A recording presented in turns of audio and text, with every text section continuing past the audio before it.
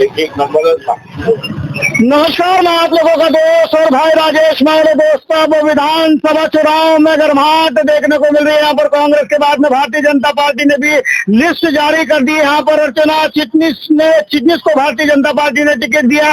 अब 2018 की टक्कर कहीं ना कहीं देखने को मिलेगी। और शौकत गार्डन के मैं क्षेत्र में हूँ, यहाँ पर हर रोज कहीं ना कहीं विरोध देखने को मिल रहा है। कल 22 से 23 जो भी पार्षद थे, उन्होंने कहीं ना कहीं कांग्रेस को अपना इस्तीफा देना चाहा, लेकिन अभी भी कार्यक्रम में भी लेकर जाएंगे। लेकिन हमारे साथ में कांग्रेस यहाँ पर प्रवक्ता रुस्तम भाई कांग्रेस ही प्रवक्ता है। और मैं जानना चाहूंगा भाई साहब, यहाँ पर जिस तरह शौकत गार्डन के पास में आए दिन यहाँ पर विरोध देखने को मिल रहा है, कहीं ना कहीं प्रत्याशी को लेकर कहीं ना कहीं विवाद देखने को मिल रहा है, उसको लेकर क्या कहेंगे?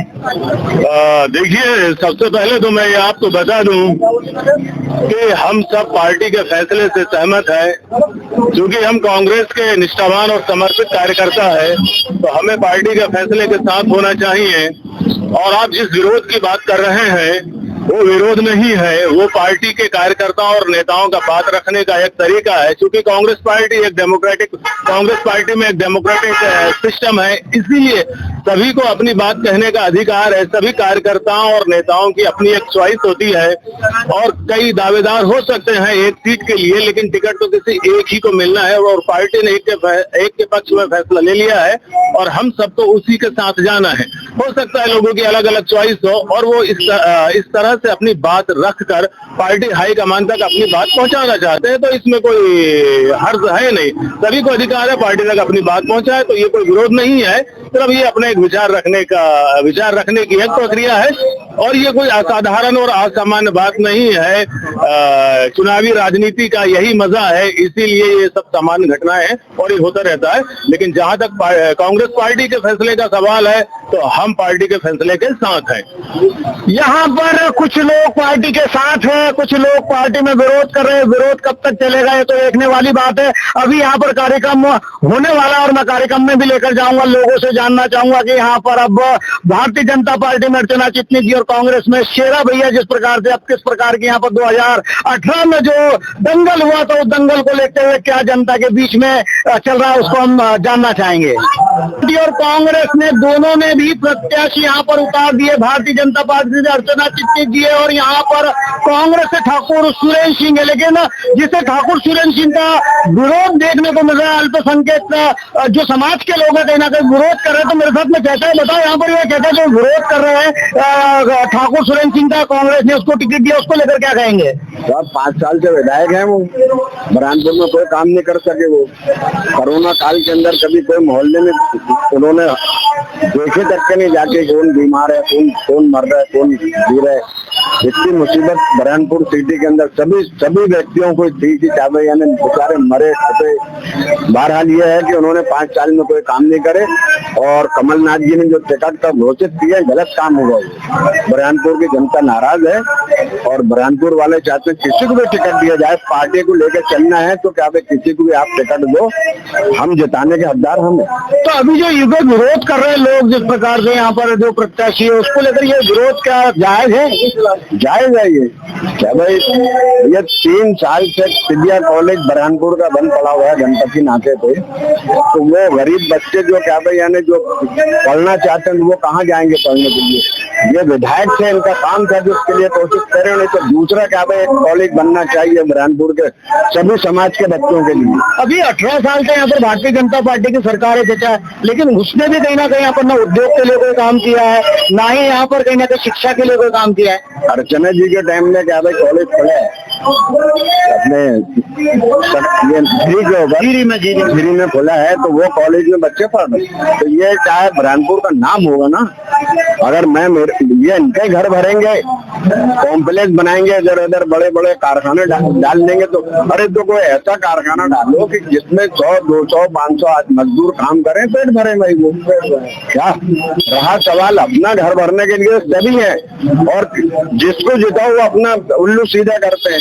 कमलनाथ जी को चाहिए कि टिकट का क्या फिर से क्या भाई आप फैसला करें और किसी गरीब को दो, और क्या भाई ऐसे आदमी जो पार्टी की खिदमत कर रहे हैं उनको टिकट मिलना चाहिए, कोई भी समाज का हो वो। अभी ये जो भारतीय जनता पार्टी जिस प्रकार की योजनाएं ला रही है यहाँ पर महिलाओं को लेकर, अनाज को लेकर, प्रधानमंत्री आवास योजना को लेकर, इन योजना को क्या लाभ मिला है अल्पसंख्यक लोगों में? भाई सबको है ना, सबको मिले ना, वो तो गरीबों को क्या भाई है ना अनाज मिल रहा है, मगर वो भी सब क्या, अभी ये योजना जो है तो ये चुनाव तक के हैं, इसके बाद तो वो भी खत्म हो जाएगी। तो सरकार बदल जाएगी योजना? नहीं, सरकार बदले या नहीं बदले, मैं ये नहीं कह रहा हूँ सरकार बदल जाएगी।